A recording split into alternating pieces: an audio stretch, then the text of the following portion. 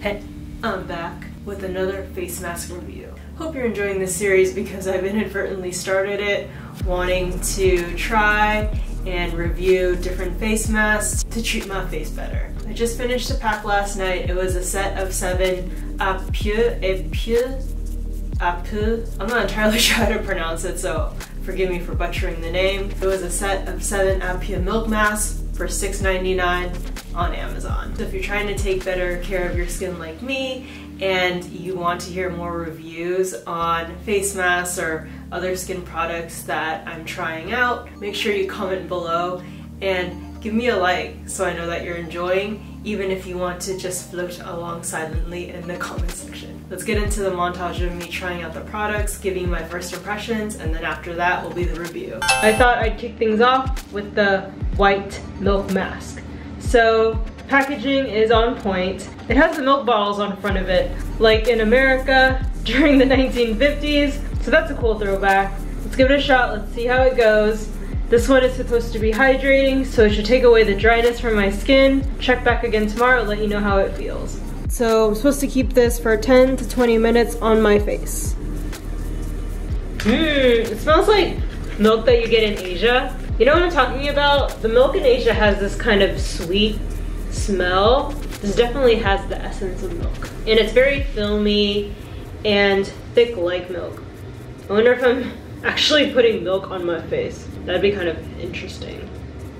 It has very big holes for the eyes and nose. My eyes and nose are definitely not this big. Oh wait, I needed to flip it.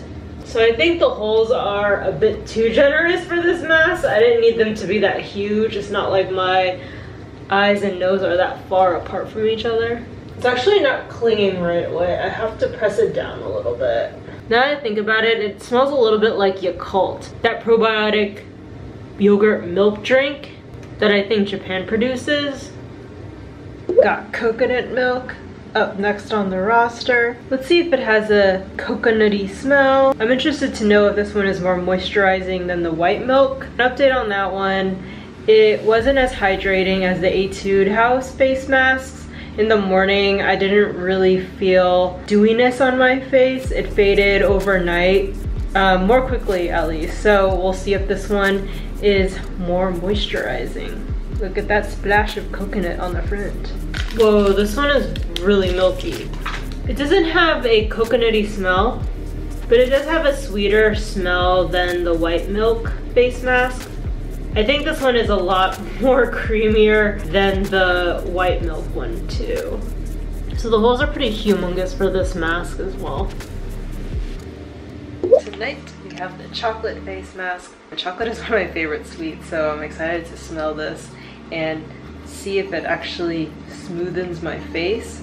I assume that means it's supposed to reduce the appearance of fine lines and wrinkles. So let's see if it works. Chocolate milk. Oh, I love chocolate milk as a kid. It has a very trace chocolatey smell, but honestly it still just smells sweet, like the coconut face mask. A little disappointed by the lack of chocolatey goodness. Holes on this one are cut a little bit better. Not like poking me in the eye. And this face mask is a lot more wet than the previous ones. Its main function isn't supposed to moisturize or hydrate. I would say so far I love the chocolate packaging though. It wins in packaging. Smell, meh. It is coffee milk face mask time. The effect that we're looking for is firming. But let's see if it firms up as well as the Etude House air masks. My face was rigid using those face masks, so I want to see if this one is as effective. It's actually the middle of the night here, so it's kind of ironic that I'm using this because coffee has caffeine and makes you stay up. But let's give it a shot. Looking at the art, because the coffee beans are falling into the milk, makes me think about maybe how you like to take your coffee. Comment below and let me know if you like to put milk in your coffee. Typically I put half and half. So this one has more of a nice little coffee scent compared to the chocolate. I was really disappointed with the lack of chocolate scent for the chocolate milk face mask. Actually making me a little thirsty. I might be making myself a cup of tea after this. Now that the face mask is on my face, the scent is wafting up my nose more. Okay, this is really annoying. I don't know about this part. I'm feeling very nostalgic with this face mask. This one is strawberry milk and it's supposed to brighten your face. It's fall here, so the sun's not really out. My face isn't that dark. So I actually wonder if this kind of face mask would work better in the summertime. You tend to get a little tan and maybe you want to lighten up a little bit. I could do an experiment and see if I use a lot of these brightening face masks, whether or not they actually brighten my face, make me fair over time. I don't know, it could be interesting. All right, let's give this a try. I think it's probably the smell more of maybe Japanese or Korean strawberry, or like the idealized strawberry scent. I like it, but it's also making me a little hungry for sweets, and it's midnight, so that would not be a good idea to go hunting for. It smells like strawberry chewing gum, but if it was all over your face. It's a green tea milk face mask night, and ooh, I just noticed that the green tea leaves have a kind of sparkle or sheen to them, depending on how the package moves with the light. That's kind of cool. I think this has a bitter scent that matcha or green tea usually has. Well, this is probably more green tea and not matcha. And this is supposed to be soothing. I don't really have any open sores or anything on my face, so I'm not really sure what it's going to do, but hopefully it's all good things. Let's give it a try. It doesn't have the scent of green tea, but it does have a soapy scent. It's actually a kind of a refreshing soapy scent. I think I know what the soapy scent is. I'd probably describe it as a breezy, fresh laundry scent. For the final face mask, we have the banana milk. I wonder if it's going to have that candied banana flavor of that one hard candy Runt. Yes, like a banana Runt. I wonder if it's going to smell like that. It says this is nourishing. I'm not really sure what that means. It kind of sounds like it's going to feed my skin. I don't know. I hope at least it does some moisturizing or hydrating, because I need it. My skin is dry. It does smell like a banana Runt. I guessed correctly. This has a pretty wet texture.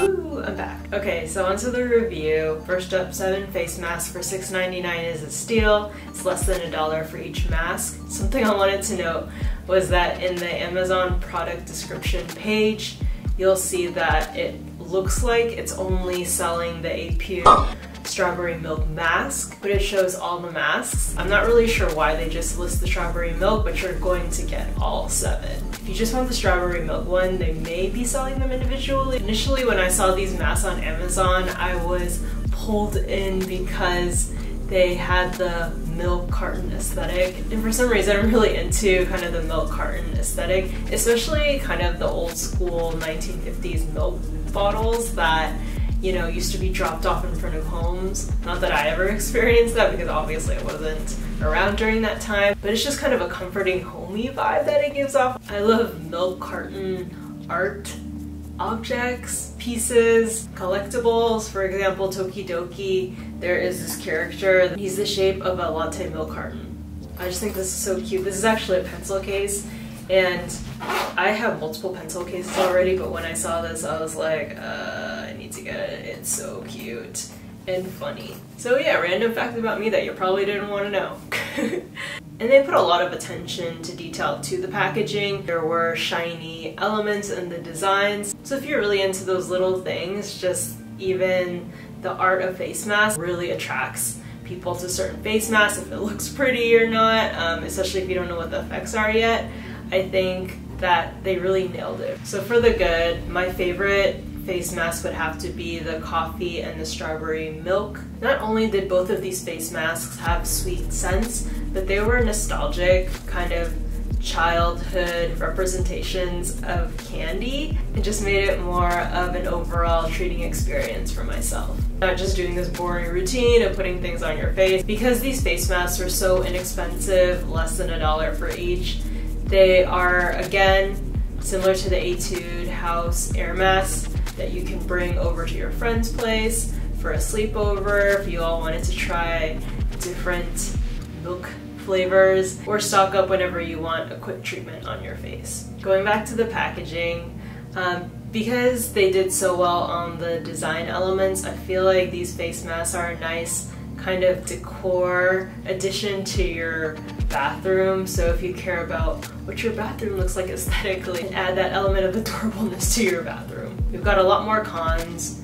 especially because I can compare these to the Etude air masks that I just used and are fresh in my mind. In terms of moisturizing or hydrating, these face masks didn't hold up as well. The effects of the milk mask lasted for a few hours. If you just want to slap on quick moisture or hydration to your face and you don't want it to be strong or sticky for the entire day, this might be good for you, but for me personally, I want the moisturizing and the hydration factor to go on overnight, so I feel like it's seeping into my skin, and I didn't really feel that in these masks. They went away after a few hours. The firming mask did last overnight, but the firming effects on my face, under my eyes, on the sides of my face didn't feel as strong or apparent as the air masks. My face started itching up again a lot more quickly, so a few things to keep in mind. I didn't sneeze once using the air mask, but with these masks I actually sneezed a few times, and it was actually a little annoying that I had to take off a mask entirely because I sneezed, my nose started running, and so I had to wipe it up. Made it so that in a way it kind of broke up the experience of wearing the mask, and maybe its effects because I had to take it off midway. The hole cuts were not good for these masks at all. Some of the holes, like you saw in my try on, were cut so huge that they didn't really cover much surface area, especially under my eye. The strip under my nose would be so thin that it really wouldn't cover anything, and so I felt like I had to constantly keep moving the mask, and it wasn't as clingy, so I had to constantly keep patting the ends so that the mask would stay on my face. So I'm not sure why these masks were not as sticky as the Etude House air masks. As for brightening, and I had this issue with the air mask as well, but I didn't see much of a difference for this treatment on my skin. Any brightening mask you have to use over a period of time to see if it actually does make your complexion more fair or paler. Technically not a con, but the brightening mask I feel like alone doesn't really do that much. The perfume for the mask, except for the coffee, strawberry, and banana milk masks, were really weak. So if you like nice perfumated face masks that you can still sniff as you're wearing on your face and kind of drift into that spa-like environment, then those would be the only 3 masks that I recommend. The other masks either had no scent or had a soapy scent that was a pleasant scent, but it didn't smell anything like chocolate or green tea. And finally, one of the biggest cons for me was opening the masks. You had to open the mask maybe about an inch underneath the very top or the milk carton part of the mask to fully open it.